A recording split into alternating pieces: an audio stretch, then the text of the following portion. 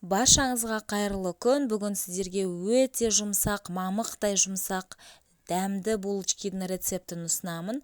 Менің арнама тіркеліп, лайк басуды ұмытпаңыз, және де сұрақтарыңыз бар болса, комментарийге жаза кетіңіздер.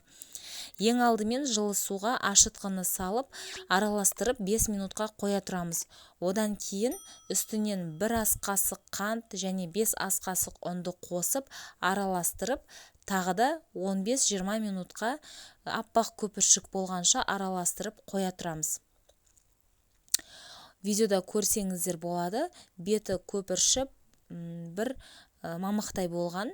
Осының үстінен қалған қантымызды сұйық май, жұмыртқа салып, бір шым тұз салып, араластырып, оның жартысын салып, тағы да араластыратын боламыз. Оның жартысын алып тұрамыз.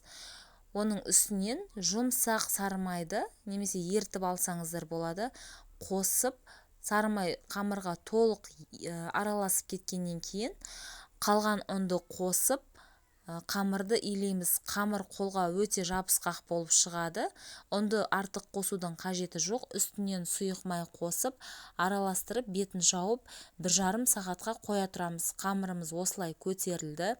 Видеода көрсетілгендей бөліктерге бөліп алып, салмасымен жасасаңыздар болады, немесе өздеріңіз қалаған формаға келтіріп, өріп, немесе булочкидің формасын келтіріп жасасаңыз болады. Мен сүзбемен жасадым. Ол үшін сүзбенің үстінен 1 жұмыртқа және екінші жұмыртқаның ақ уызын қостым.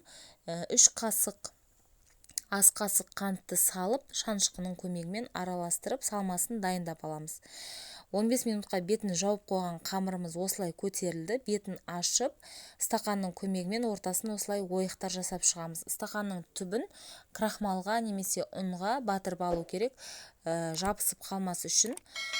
Салмасын салып, 180 градуста қызып тұрған пеште 20-25 минут пісіріп аламыз. Бетіне алып қалған жұмыртқаның сарысын жағу керек. Барлықтарыңызға ас болсын. Видеоны соңына дейін қарағаныңыз үшін рахмет.